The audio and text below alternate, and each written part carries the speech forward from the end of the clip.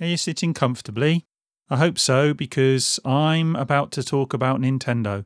And you guys know that in the past I've been quite hard on Nintendo, and I'm afraid I'm going to have to be hard on Nintendo again. But don't blame me, blame them. Just when you thought they were starting to show signs that they're listening to their customers and loosening up their draconian attitudes by changing their policy regarding free games on the Switch online service, and also buying into crossplay with Minecraft and Rocket League, they go and revert to type. Not really surprising, they've done this before. And you guys should know what I'm talking about. It's the SNES Classic Mini. And I don't know if you remember, but last year they released the NES Classic. And they didn't make enough. Then they cancelled it before everybody who wanted one could get hold of it. And this led to scalpers charging stupidly inflated prices on eBay and elsewhere. Fast forward to this week, and here we go again. I heard about the SNES Classic Mini earlier this time, and I went to several sites including Amazon UK and Game. Amazon showed as sold out, and while Game let me add to the cart, they wouldn't let me progress beyond that. I had to abandon the process because of other commitments, and when I went back to it later, it was down for maintenance. Well done, Game. That's not Nintendo's fault, but there you go. By the time I could get into it again the next morning, the product was, yeah, you guessed it, it was listed as out of stock. Similarly, Nintendo UK let me register my interest, but when I went back later, the item was marked as, again, you guessed it, out of stock. And all this is less than 12 hours after the announcement of the product. And a lot of this was in an hour of the product being announced. Now, as I say, we all know what happened with the NES Classic. As soon as it went out of stock, the scalpers were out in force on eBay, charging prices that went into hundreds of pounds. And it's no different this time. The SNES Classic doesn't release until September the 29th, and yet every online retailer I've visited has it marked as out of stock. And eBay?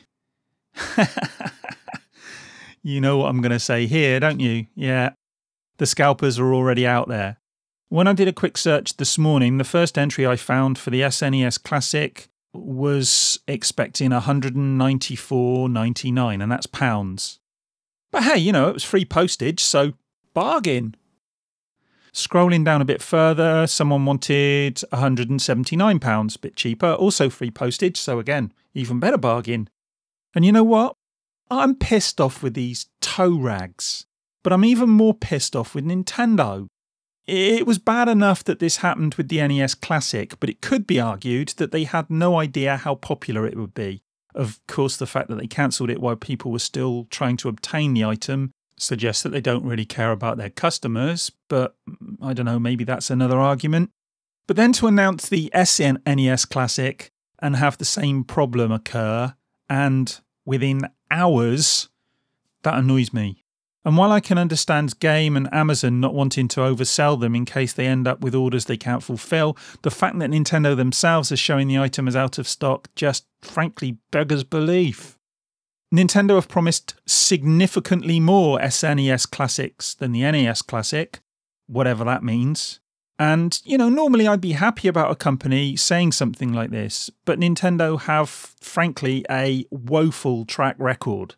And they've also said there are no promises as regards the SNES Classic being manufactured beyond 2017, which puts it in exactly the same position as the NES Classic. It's going to be sold out all year, and the scalpers are going to be out in force because they were the ones who got in early and now they're selling them on eBay. And then it'll be discontinued. So much for impulse buys. I said last year that the NES Classic needed to be on store shelves everywhere. Can you imagine? It would have been one of the biggest, most popular stocking fillers ever. And the same's true of the SNES Classic, only more so. The fact that Nintendo don't see it like that, but would rather use it as a cheap marketing tool to keep their name in the popular press, says volumes about the respect the company has for its fans and for the gaming public in general. As I say, I've been saying some good things about Nintendo, certainly in the last week or so, since E3. But I'm done making excuses. This is a blatant manipulation of the marketplace for financial gain. They're generating artificial demand and creating a situation where scalpers and crooks can flourish. I'd say it has to stop, but we all know it bloody well won't. And next year, when they're releasing, I don't know, the GameCube Classic, it'll happen all over again. And yes, I know some of you Nintendo apologists will just say I'm bitter because I couldn't get one and I should stop whining. But the fact is, I don't need this product other than as an item for my channel. Frankly, I'd love to have been able to unbox it and talk about it and give it a positive verdict. But now I won't be able to. And that's not my fault, that's Nintendo's fault. And okay, I'm only a small YouTuber, it's not going to help them anyway if I'm talking positive things about them. But the fact is, the word gets out about these things, and when people have a bad feeling and a bad experience, that is as powerful as them having a good experience and a good feeling for the company. In fact, it's more powerful.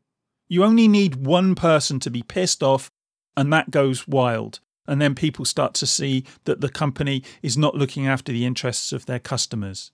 And that's what's happening here. Nintendo don't give a crap about their customers other than what's in their wallets. This isn't going to stop me playing their games. If I really want to, I can use emulators and ROMs and play them to my heart's content.